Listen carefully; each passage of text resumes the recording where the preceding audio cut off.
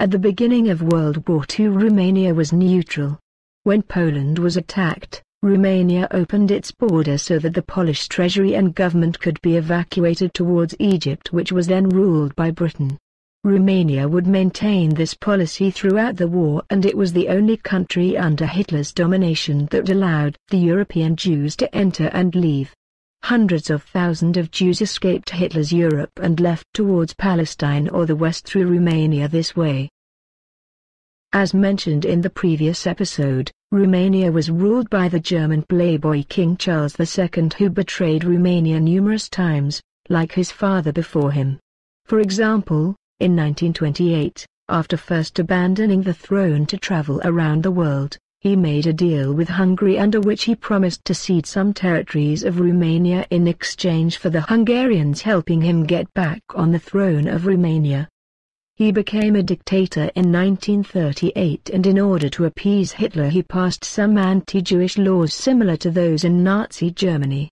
Like we have shown in the previous episode, he accepted the territorial ruptures and the carving of Romania into 4 pieces as agreed on by Hitler and Stalin under the Ribbentrop-Molotov Pact. 2 genocides were immediately started by the Judeo-Bolsheviks of USSR in Bessarabia and Bukovina and by the Hungarians in Transylvania. Charles II was thus hated by everyone and was forced to leave Romania forever by Marshal Antonescu. Oil is the blood of an army, and without it, a war is lost before it starts. The only sources of oil which Hitler had at his disposal were the Russian and the Romanian oil fields. In a recording done by the National Radio on June 6, 1942 and recently released to the public in Finland, Hitler explains to Finn Army leader Gustav Mannerheim that he knew about the USSR's intentions of attacking Europe, as described in the previous episode, and therefore the oil of Romania was a top priority for him since the beginning. He also expressed fears that the Soviets would try and occupy the Romanian oil fields before him. After the war, German Marshal Erich von Manstein also wrote in his memoirs that the reason why the Romanian and German armies attacked Crimea was because of the huge Soviet air bases which threatened the Romanian oil fields. Indeed, Hitler was obsessed by oil. He made numerous attempts at conquering or recovering lost oil fields, such as in the Caucasus in 1942, in Transylvania in 1944 and again in Hungary in 1945. The catastrophe of the German and Romanian armies in Crimea was due to Hitler's wish to keep the Romanian oil fields out of the reach of Allied aviation. The same reason was behind his attempts at keeping control over the Balkans. For this reason, after first forcefully carving Romania into pieces to weaken it, Hitler flooded Romania from north to south with German troops which were ready to intervene in case of Romanian non-compliance. For the same reason he also created a large Nazi movement of the German ethnics living in Romania, led by the Transylvanian German ethnic Andreas Schmidt. The one who allowed the German army to occupy Romania was Marshal Antonescu, which obtained promises from Hitler that Romania will be unified again after the war. Without this action, Hitler would have probably invaded Romania by force, which would have had far worse consequences for Romania. From the beginning, Antonescu made it clear to Hitler that the goals of Romania were not the German or the Soviet cause, but a territorial reunification of the Romanian lands which were occupied by Hitler and Stalin. As we have shown in past episodes, in Transylvania the Hungarians started an ethnic cleansing genocidal campaign which rivaled in barbarism with the Judeo-Bolshevik genocides going on in the occupied Romanian territories to the east. Moreover, 70,000 Romanian civilians were used as slave labor by the Hungarian army on the Eastern Front. As such, throughout the war over 500,000 soldiers, the majority of the Romanian army, stayed in Romania, ready to enter the occupied part of Transylvania and did not take part in the eastern campaigns. On the 26th of November 1940, when Romania entered an alliance with Hitler, Antonescu said to him, quote, "Romania will never accept the situation which was forced on it. When the time comes, We will reclaim all of our rights. Antonska repeated this threat numerous times during the war and said that at the first opportunity Romania will reject Hitler's territorial raptures and re-enter occupied Transylvania. Antonska's decision to accept the German territorial aggression and ally himself with Hitler was made easier by the fact that an even bigger threat came from the USSR. As we have shown in the previous episode, Stalin was going to start a war on Europe and Bolshevize the entire continent whether or not the Europeans attacked him first. As such, a Romanian war against the USSR was inevitable. After first occupying Bessarabia and Bukovina, the USSR flooded this region with armies ready to invade. All throughout the western border Stalin had amassed over 3 million soldiers, 15,000 tanks, 10,000 planes, etc. Stalin knew that without Romanian oil the German army would collapse in days, so in 1941 he was ready to invade Romania and Bolshevize it. After the initial invasion of Bessarabia led by Soviet General Zhukov, 3 more Russian armies were sent there, the 5th, 9th, and 12th armies.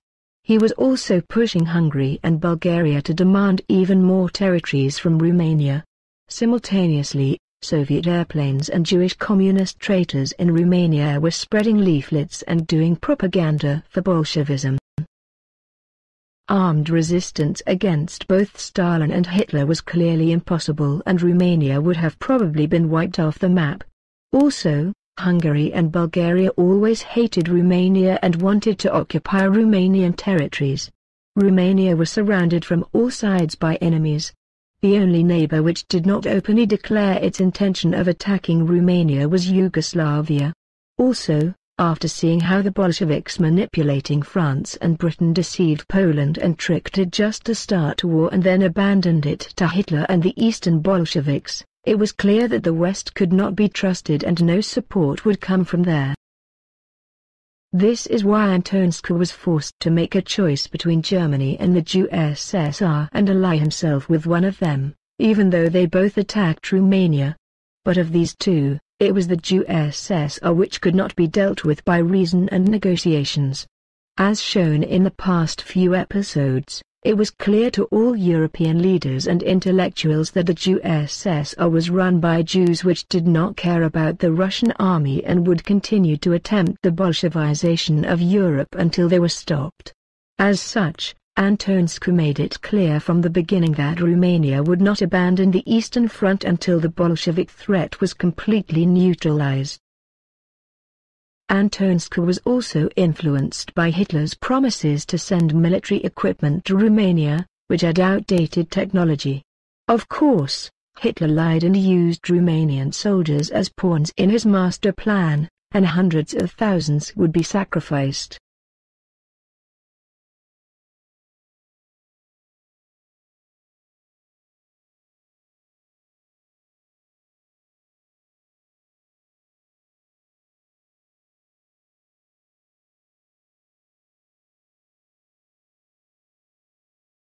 In June 1941 Romanian forces attacked the huge Bolshevik armies which occupied Bessarabia and Bukovina.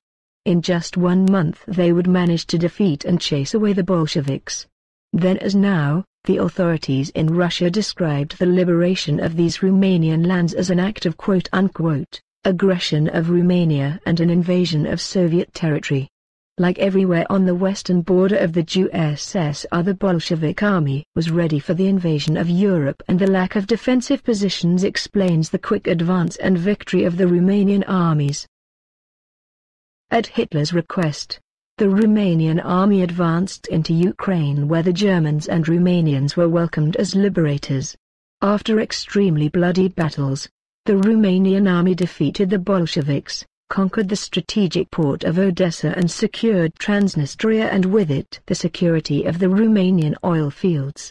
Because the Germans failed to respect their promises and help the Romanian army with modern equipment, the typical bravery of the Romanian peasant was the only advantage the Romanian army had over the Russians. Simultaneously, A different Romanian army corps was advancing into Russia together with the Germans and Italians.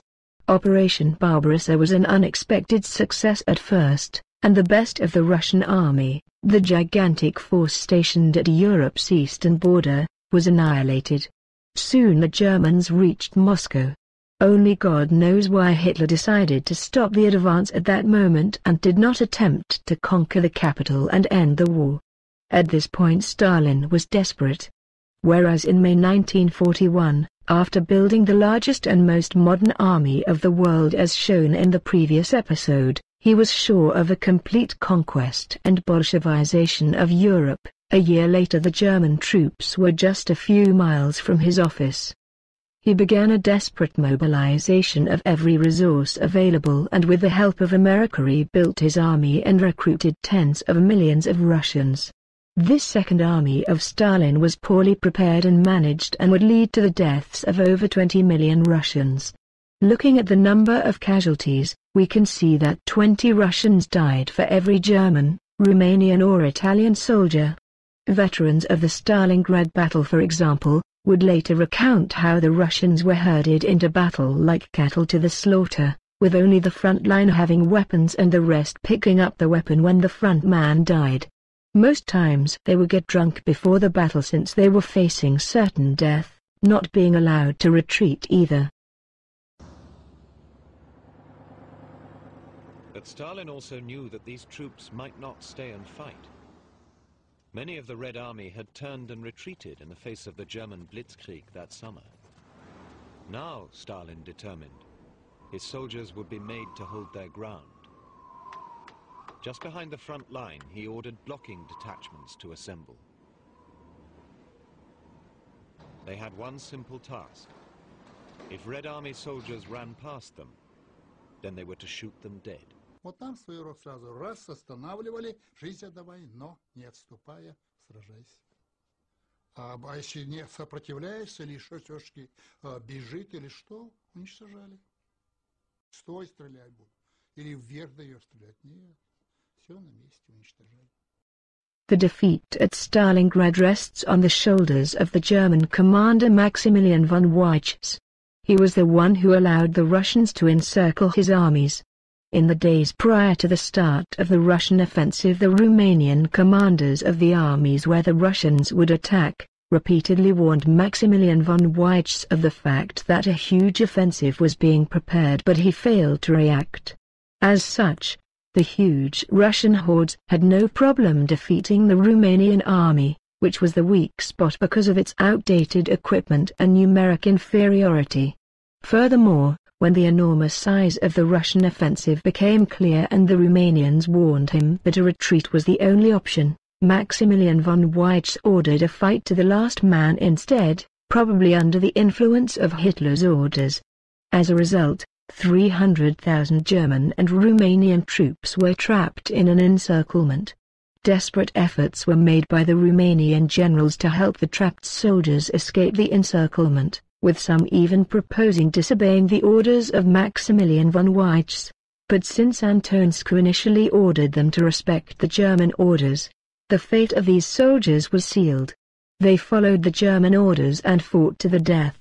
When realizing the situation, Antonescu convinced Hitler to allow the Romanian army to retreat, but by then it was too late. Since captivity in the Bolshevik gulags of the USSR meant certain death, a group of about 30,000 Romanian soldiers led by General Lasker attempted to force a breakthrough of the Russian encirclement, but they suffered heavy losses and only 3,000 of them succeeded in escaping the encirclement. The defeat at Stalingrad was decisive not because of the human and material losses, but because it permanently demoralized the German and Romanian soldiers who became convinced that the war was lost at that point. The best German field commander of World War II, Erich von Manstein, in his book appropriately named Lost Victories, would write about the Romanian soldiers, quote, "In spite of the shortcomings, the Romanians did their duty as best as they could. Above all, they always followed the German commander's orders without objection, and unlike other allies of ours, They never sacrificed military interests for personal prestige. The Romanians remained our best allies, and in many situations they showed extraordinary courage." End quote. On the 12th of May 1943, since it was clear to him that the USSR would invade Germany, Marshal Antonescu allowed about 50,000 German ethnics that were enrolled in the Romanian army to leave and join the German army. If today we still have some degree of freedom and are able to talk about these things, this is due to the millions of people who saw past the propaganda and understood the evil of Bolshevism and left everything behind and sacrificed their lives in the most noble fight in history, that between humanity and Bolshevism. These were the best of the best that humanity had to offer, people from all races, all religions, all nationalities, all backgrounds and all continents joined hands. Germans, Italians, Romanians, Hungarians, Bulgarians, Croats, French, British, Belgians, Dutch, Russians, Ukrainians, Polish, Spanish, Americans, Japanese, Indians, Arabs, Bosnians, Lithuanians, Latvians, Estonians, and a long list of other nationalities from all over the world, Hindus, Christians, Jewish, atheists, Muslims, Buddhists and all sorts of religions, white people, East Asians, blacks, South Asians, Mongoloids, Hispanics, and all kinds of races. They all gave everything up and preferred death rather than let Bolshevism take over the world. Never forget. In November 1942, after a meeting with Hitler, Antonescu said, quote, "Germany lost the war, we now have to focus on not losing ours." He would later start a series of negotiations with the Allies in order to secure a good armistice for Romania. In 1943 he started secret negotiations with the Americans and the British. At negotiations in Cairo they asked Romania to surrender unconditionally, but Antonescu and the political parties of Romania refused an unconditional surrender.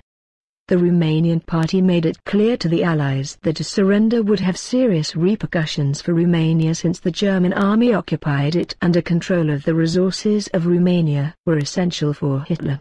The Americans, such as State Secretary Cordell Hull and the army, were all in favor of signing the armistice that Antonescu wanted, except for President Roosevelt, who had other plans for Romania and insisted on an unconditional surrender and was not in favor of Romania becoming an ally with full rights. Simultaneously, negotiations with the Soviets were being completed in 1944 in Stockholm, which guaranteed the independence, territorial integrity, and neutrality of Romania with the condition that Romania permanently gave up the territories occupied by the Russians in 1940. The German army was to be given a 15 days time frame to orderly evacuate Romania. At that point the Russians were getting desperate since in the west the Americans were advancing, and if Romania did not exit the war the Russians could not have reached Germany before the Allies. As mentioned before, the majority of the Romanian army stayed in Romania during the war, and Antonescu had enough resources to stop the advance of the Russians long enough for the Americans to reach Germany, Hungary and then Romania. So at that point the Allies had two options. Either sign an armistice with Romania, thus allowing the Russians a swift advance towards Germany, or refuse the armistice and thus give the Americans the opportunity to occupy entire Europe. As expected, the Americans did not agree to the armistice, but the Russians desperately needed it in order to occupy as much European territory as possible before the end of the war. So on the 23rd of August 1944 the armistice between Romania and the USSR was ready to be signed, and the only one who needed to be informed was the King Michael of the German family that occupied the throne. But like his father and grandfather before him, he too would betray Romania on that fatidic day. The 23rd of August 1944 is the darkest day in Romanian history and marks the day when the Romanian nation was sentenced to spiritual and intellectual death and slavery under Bolshevik masters until today. The 23rd of August 1944 was the day when Antonescu and the leaders of the main Romanian political parties decided to sign the armistice with the USSR and were going to inform the king. The king's private secretary Mircea Ionescu later wrote that on that morning he was awakened by the deputy prime minister Mihai Antonescu, not related to Marshal Antonescu, who phoned him asking that the king received Marshal Antonescu in an audience later that day.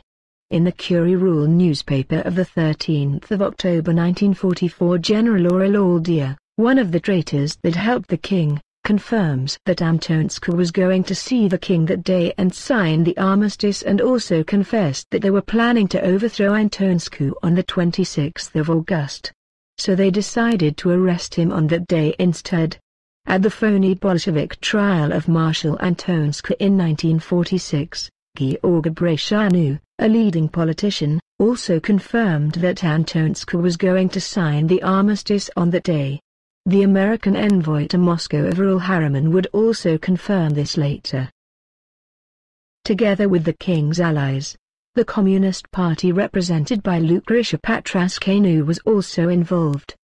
By that time the Bolshevik Jews of Romania led by Anna Porca succeeded in recruiting a small group of Romanian communists which joined the Bolshevik Jews and formed the Communist Party of Romania. As for the motives behind the king's betrayal, his private secretary Mircea Ionescu wrote that he was displeased with Antonescu because the marshal treated him like an incompetent child and was patronizing him. The king told the politician Gheorghe Breșanu that, quote, "If I let Antonescu sign the armistice himself, he will continue to patronize us." Basically the king wanted to continue to live his extravagant lifestyle. When Antonescu came to the king's palace to discuss the armistice as agreed, he was arrested by the traitor king and 5 other accomplices. The king then issued a radio proclamation to the country, in which he basically lied to the Romanian people and told them that an armistice was signed guaranteeing the independence and suzerainty of Romania. This was of course a blatant lie, and the king did not sign any armistice. He simply ordered the army to lay down the weapons and welcome the Bolsheviks. He would only sign an armistice on the 12th of September. Between the 23rd of August and the 12th of September the Romanian army was forbidden from fighting, but the Russians still considered Romania an enemy and occupied the country. As a result of the treason of King Michael, over 150,000 Romanian soldiers were taken prisoners during this period and they were all sent to the gulags. Many others were simply killed on the spot. Since Romania was left without any defense by the treason of the king, the Bolsheviks were free to pillage and rob Romania. Like in 1919 when the Bolsheviks stole the entire Romanian treasury, they tried again to steal, but this time it was hidden in a monastery, and even though they were tortured, those that knew where it was did not reveal the secret and the Russians could not find it. None of the points negotiated by Antonescu were found in the armistice signed by the traitor king, and Romania ended up under Bolshevik domination. The king's quote-unquote armistice was basically what both the Western and Eastern Bolsheviks wanted, an unconditional surrender. Moreover, at the Peace Treaty of Paris in 1946 Romania was considered an aggressor country as a result of the King Michael's treason, and was forced to sign a peace treaty which imposed economic burdens heavier than the ones Germany had after World War I. The king's treason shocked the Romanian soldiers and commanders.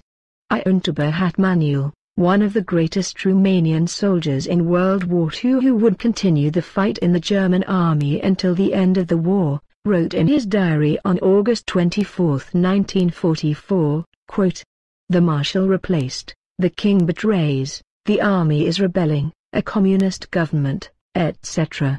I don't understand anything anymore." End quote.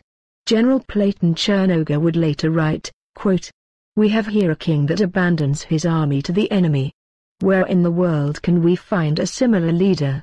On July 20, 1945 he was awarded Stalin's Order of the Soviet Victory. "It's a sad honor to be awarded by the mortal enemy of your own people." End quote. As always, The Russian troops started looting Romania, raping women and abusing civilians, and in Bessarabia and Bukovina the assassinations, deportations and the mass starvation would start again.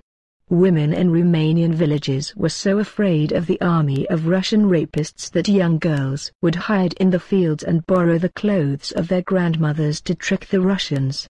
This was the typical behavior of Russian soldiers ever since they first started occupying Romanian lands 2 centuries earlier, but during World War II they exhibited the worst behavior.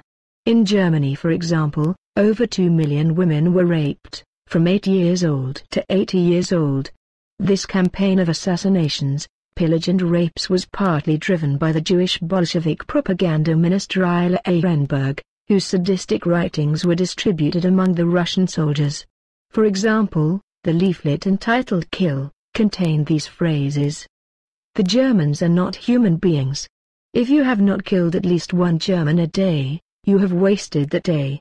There is nothing more amusing for us than a heap of German corpses." End quotes. The Romanian army at that point was under Bolshevik control as a result of the king's treason, and was forced to fight in the west against the Germans until the end of the war, resulting in a further 21,000 Romanian casualties. Those of them that also fought on the Eastern Front would later be thrown in jail and persecuted. This pillage of Romania by the Russians, the genocides, deportations, persecutions, forced labor, destruction of Romanian culture and of its millennial ethnography, and the 50 years of communist rule and the ensuing brainwashing and dumbing down of the population were not the only results of the King Michael's treason. By taking Romania out of the war, the Eastern Front collapsed, and this shortened the war and made it easier for the Bolshevik army to reach Germany. As we have shown before, the Marshal Antonescu had enough resources to delay the Bolsheviks until Europe was occupied by the Americans. The king's treason allowed the Bolsheviks not only to destroy Romania and the Romanian people in the following 50 years, but also many other Eastern European nations who were also occupied by the Bolsheviks. Marshal Antonescu would be executed after a phony trial in 1946. Along with thousands of other members of the Romanian elite, and his body was destroyed so that he would have no grave. His last words were, "Long live Romania."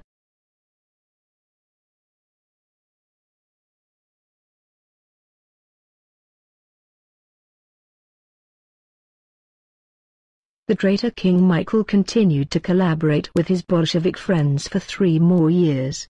Thousands of Romanians retreated into the mountains after the Bolshevik invasion and fought against communists for decades. The traitor king was not one of them. On the 6th of March 1945 he signed the papers that formed a new Bolshevik government in Romania, which was a death sentence for Romanian society. He immediately organized a royal dinner where the cream of the Russian army and the Romanian and Jewish Bolsheviks were invited.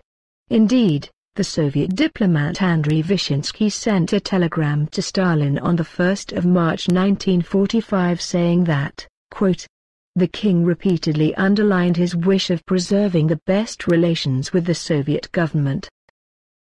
All throughout the Bolshevik takeover of Romania under the leadership of the Jewish Bolshevik Hanna Porka, the traitor king never once refused to sign the laws that the Bolsheviks were asking for and which will lead to the deaths of tens of thousands of innocent Romanians, to deportations and imprisonment, torture and assassination of anyone deemed a threat to the new Bolshevik order. He also refused to pardon any of the soldiers that fought on the Eastern Front and who were imprisoned after the war. After the fake elections of 1946, he addressed the parliament on the 16th of November 1946 endorsing the result.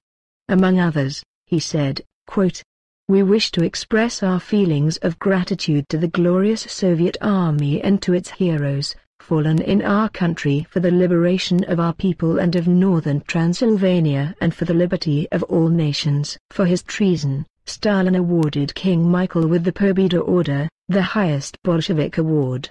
He would proudly exhibit this award at every opportunity he had. Stalin also sent him 2 airplanes as a gift.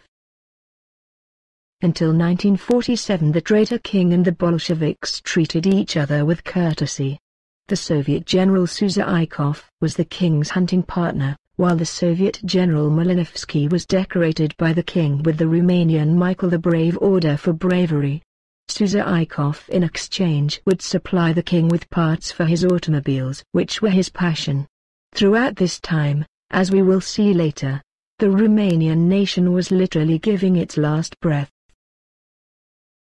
Finally, after the Bolsheviks transformed Romania and there was no serious threat of an anti-communist rebellion, the traitor king abdicated and left the country. When asked why he abdicated, the traitor blatantly lies and says that, quote, thousands of students were held hostage by the communists. To this day, not a single quote-unquote student has confirmed this, not even under anonymity. The king left the country with a train loaded with personal belongings. The contents of that train are not known. However, a list of extremely valuable paintings of famous painters such as Rembrandt, belonging to the Romanian state, have gone missing when the king left the country. After that, throughout his stay in the West, he never did anything for the Romanian nation that was being destroyed behind. He did not even bother teaching his children the Romanian language, and when they came to Romania after the fall of communism in 1990 they could not speak Romanian. After again betraying Romania by joining other traitors in 1989 when the Declaration of Budapest was signed as described in Part 8 of this series, he came back to Romania in 1990 and started claiming all kinds of palaces, assets and riches. Today he lives from these riches and from the taxes of impoverished Romanians that have to pay him an exorbitant pension. He is today one of the richest people in Romania, but still does absolutely nothing for the Romanian nation. After the king's treason, Romanian patriots enrolled in the German army to continue the fight, or retreated into the mountains where they would continue the fight against Bolshevism for 2 more decades. As we have shown in the previous episodes, the vast majority of the post-war implementation of Bolshevism in Eastern Europe was done by communist Jews. This was the case of Romania as well, where the Jewish Ana Porca became the supreme dictator of Romania and was pulling the strings behind the Romanian puppets in the government. The country was flooded with Bolshevik Jews from Russia and Europe, which came to control everything in Romania, from the collectivization of agriculture to the persecution of the Romanian elite. Departamentul Securității Statului a fost o instituție condusă la început de alogeni. Pintilie, Pantelei Bonarenko, era el ucrainian, era el ofițer NKVD cu multă experiență și așa mai departe. El era evreu. Gheorghe Pintilie, nume românizat, Pantelei Bonarenko, după numele lui de ucrainian, da? A fost șeful securității. Adjuntului Nikolski, Alexandru Nikolski, și el tot evreu, tot comunist de ăsta, tot din zona aceea basarabeană. Deci managementul instituției securității regimului comunist din România în anii 50 era în exclusivitate în mâna acestor alogeni.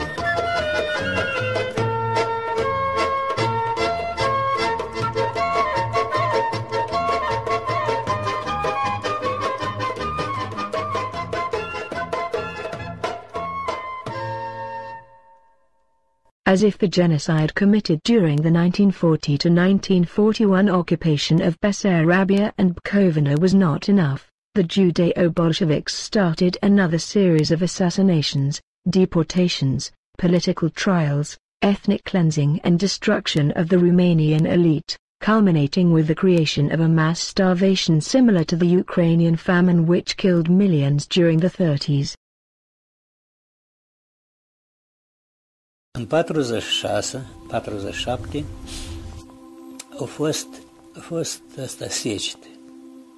Și de pe hectarul de pământ undeva grâu e 500-600 de kilograme. Dar la stat trebuia să dăm tot, cam așa, atâta. Moldova avea plan de furnizare a cerealelor către fondul de stat. Evident că acest plan era foarte mare. Aici, nefiind colhozuri, erau căsătorii individuale și pe ăștia peneau de 2 ori mai mult. Am dovedit și am ascuns. Am săpat și în pământ și am pus butoi și am pus ceva pâine, pentru că îi îmblau cu niște șticuri, cum se numesc rusești, și căta unde-i părea, într-o iese, într-o... și găsești, a strâns tot. Foamea n-avea să fie, dar e organizată. La noi, scopul care era? Să moară o parte din lume și poate românii și știi care se împotrivă, contra, asta era un scop. După aceasta se poate face liber colhozurile. Ei au luat tot de la oameni. Oamenii aveau strâns sac cu făină, că așa era la moldoveni și așa era. Aveau fasole strâns, aveau piani. Dacă ei au venit și au măturat tot. Tot ce aveau și rămâneau câte 7 copii, câte 8 copii și n-aveau nimic ce mânca. Asta e ideologie comunistă, ca să faci colhoz, adică colectivizare, trebuie să-i înspăimânți pe oameni, să-i aduci la disperare. Și ca să zic ei singuri, primește-mă în colectivul vostru numai să nu mor. Și așa și-au făcut, când au văzut că cad ca găinile toți, ceilalți de spaimă, sigur că s-au cerut să-i primească în colectivul lor. Adăugător. Păi nu mai am adăugător, iată am copii, n-am de unde. Ai. Noi am dovedit și am ascuns vreo 400 de kilograme, vreo 300 de kilograme de grâu. Și cu aceea am ieșit. Dar de acum tata se umflase de foame. Că știți că orice părinte, întâi și întâi, copilul și statul. Ceea ce care au avut pierzi uscate, mere uscate, trăgeau la râșniță, știți ce înseamnă râșniță? Două petreșă, dar se măcinau și asta. În afară de asta, coarja de copac. Știți, au rămas mulți copaci care scoteau coarja de copac și măcinau. Oamenii început să se mai ascundă câte ceva. Căutau și în sobe. Și prin pământ, așa, unde vedea, prin grădină, prin stogurile cu paie, căuta până când nu găseau. Totuși luau absolut până la ultimul grăunte. Și dacă găseau ceva ascuns undeva, care omul punea pentru copii, poate ceva, îl judeca. Că el a ascuns de stat și îl judeca la 10 ani, la 15 ani de zile, că nu a dat statului impozitul. Îi spuneți, nu umblați voi copiilor la cuibare, că trebuie să ducem ouăle, că altfel ghisoarea, Sibiria. Nu toate erau. Nu toți aveau lână, nu toți aveau ouă câți. Oamenii zi și noapte activă ca șârchii, ca fiarele sălbatice scuturau podurile la oameni. Dacă vedea că nu găsește, îmbla cu o suliță așa mare și unde potriveau ei, că o ascuns omul, găsea acolo și îl luau la Sovietul Sătesc și își băteau joc acolo, îl băteau și îl speriau în tot felul și la închisoare îl trimiteau. Și, într-adevăr, era o mascaradă, că se filmau de cronică documentară, când ăștia aduc carele cu grâul la gara să le scarte în fondul de stat, iar dincolo de aceasta era o un genocid.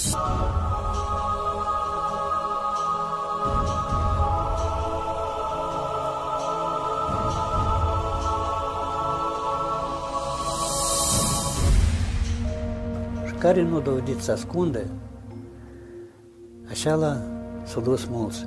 În satele cele nu prea au ascuns oamenii. Apoi au vândut oamenii, descopereau casele, scoteau ușile, geamurile și le ducea prin alte sate unde mai rămânea câte aleacă. Câte puțin așa și n-auzeai nici câini în sat. Oamenii au împânzit tot teritoriul Basarabiei îmblând după o bucățică de pâine, după o fărâmă de măligă, după ceva de mâncare. Aduceau de vândut icoane, aduceau de vândut prosoape, covoare, lucruri din aur, ce vreți. Valuta de schimb era pâinea. O pâine era un covor. Dacă aveai să... Dacă mai aveai covorul și ăla. Pâinea. La gară o duceau cu căruțele, era descarcată sub cerul liber, nu aveau depozite, ploua, mucize, să fie luată de la țăran. Să fie luată, ca țăranul să rămâie lipit pământului și atunci el poate fi manipulat cum le place. Ce mâncam? Mâncam buruiene, tot ce era, făină de cioclej. Știri, lobodăși, lumea de acum a început să mănânce aia asta, ierburile astea. Și coiestea au scăpat. Și zice, mămica torcea bine, știți cum că atunci știe să țesă, să stăia și zice, boarfele nu ne încălze. Am să vând tot, dar numai să scăpăm.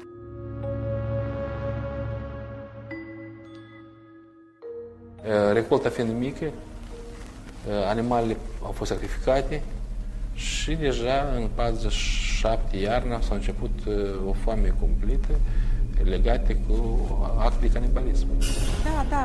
Da. Vașele le țineau în casă lumea. Oaiul pierit și el s-a temut Da, era bolnavă. Și s-a temut și a zis că face sopon din...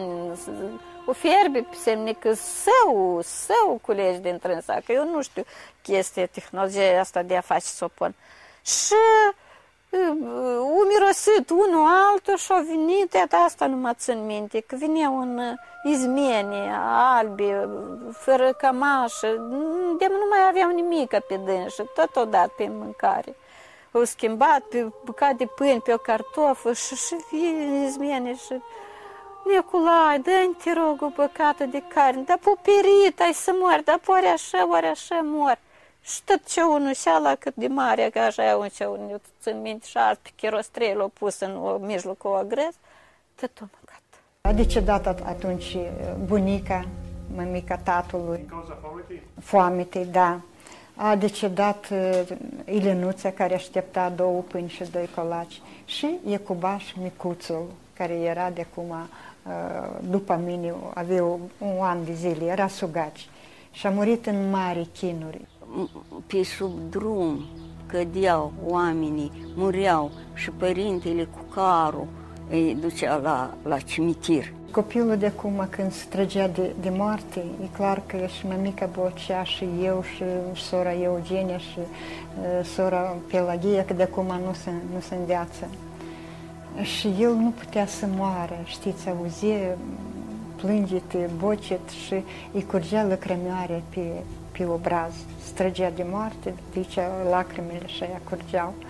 Și a venit vecina și zice, ieșiți afară să-i țin eu copilului lumânarea, că el nu poate să moară auzind bocet. Și noi am ieșit toți afară și copilul s-a stâns din viață în mare chinuri. Fiindcă tata se mișca și avea putere, că totuși câte ceva mânca, îl chemau foarte des ca să facă groapa la ceilalți, rude, vecini, cunoscuți. Un moș Parfene din marginea satului a murit soția și nu aveau nici putere să-l ducă pe mort la groapă. se ducea și săpa, o muncă enormă făcea acolo. Când dimineața se ducă mortul, de acum erau vreo 6 morți aruncați acolo în groapă. Și deci pe ceala cui i-o săpat groapa, era chiar la suprafață. El a pus-o pe un covoraș, pe un lăicer și a târâit-o până la groapă. Acolo s-au grămădit vreo câțiva oameni în prejurul lui și el îi roagă pe oameni: ajutați-mi să o dă în groapă, cum o chema pe dânsa, ajutați-mi să o dă în groapă. Și vă rog frumos, eu zic tatăl nostru, intră acolo și dați țărnă peste noi. Asta îmi povestea el, că mergând prin sat, de la primărie la margină, că noi trăim la margină, vedea 3-4 umflați pe marginea drumului și dădeau duhul. Ceea ce el povestea îngrozea enorm, să duci oamenii la așa ceva. Nu a fost niciodată, povestea tata, ca să fie secetă într-un an și oamenii să n-aibă rezerve. Tot timpul avea pe 2, pe 3 ani oamenii se temeau de foame, de secetă și aveau grijă. Săraci erau foarte puțini și dacă era vreo secetă și era vreunul sărac, apoi toți ceilalți să știe că se dă de poman, dar cui? Ei, la cel mai sărac și nici acela nu îndura foame. Like everywhere, immediately after the king's treason and the occupation of Romania, the Bolsheviks started eliminating the Romanian elite, beginning with the army. Of the 19,000 officers that the army had in 1944, only 700 were still in the army after a few years of persecutions. Everyone deemed a threat to the new Bolshevik order was eliminated, from army generals, to intellectuals, politicians and even wealthy peasants. Tens of thousands of Romanians would be imprisoned, tortured, assassinated, deported, or condemned to forced labor. Even before the traitor king left the country, the so-called People's Tribunal was formed and the persecution of the Romanian elite started. Buildings were confiscated, Eastern Front veterans killed and their families persecuted, villages were forcefully collectivized, anti-communists were tortured to death, priests were arrested and churches closed. The Russian language became compulsory in schools, the control of and systematic destruction of Romanian culture began, etc. This savage organized genocide of the Romanian nation continued until the Jews were slowly removed from power by Romanian communists such as Nicolae Ceausescu or by the USSR as a result of the 1956 Hungarian revolt, which had a predominantly anti-Jewish character since, like everywhere in Eastern Europe, the rulers of Hungary were Jewish. Thousands of Romanian patriots of both Romania and occupied Bessarabia formed resistance movements. They would retreat into the mountains where they fought the communists for decades until every one of them was either killed on the spot or imprisoned and tortured to death.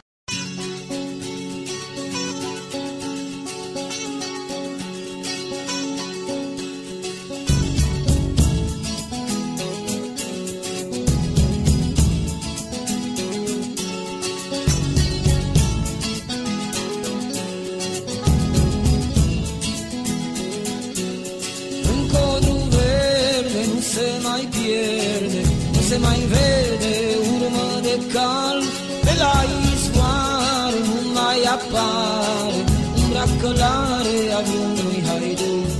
Unde s-au dus când au apus anii de sus ai gloriei lor? Unde-s pistoalele, unde-s pumnalele, cai și fintele haiducilor? Nai, nai, nai, nai, nai, nai, nai, nai, nai, nai, nai, nai, nai.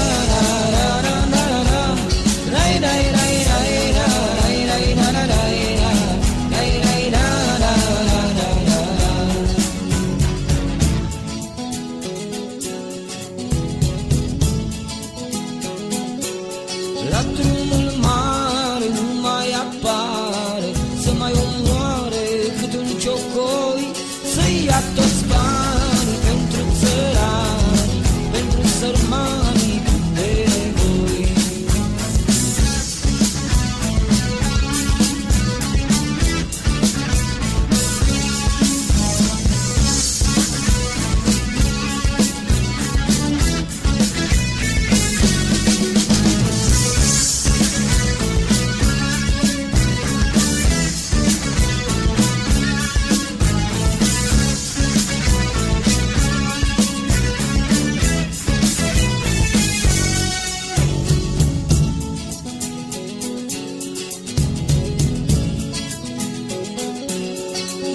s-au dus când au apus anii de sus ai gloriei lor? Unde-s pistoalele, unde-s pumnalele, cai și flintele haiducilor? Unde s-au dus când au apus anii de sus ai gloriei lor? Unde-s pistoalele, unde-s pumnalele, cai și flintele haiducilor? Nai, nai, nai, nai, nai, nai, nai, nai, nai, nai, nai, nai,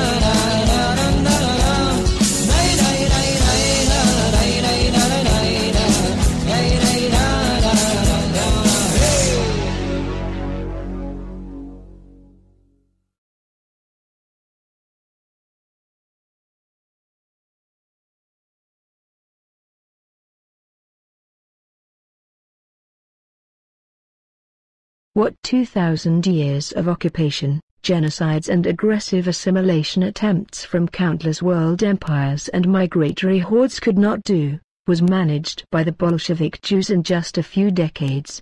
To destroy the soul and the identity of the Romanian nation. The goal of Bolsheviks was to transform Romania in a mass of easy-to-manipulate workers, slaves to the Bolshevik leadership. To do this you have to eliminate the elements that would resist such a transformation, and you have to cut any connection that the remaining mass had with its past, and also destroy its unique culture.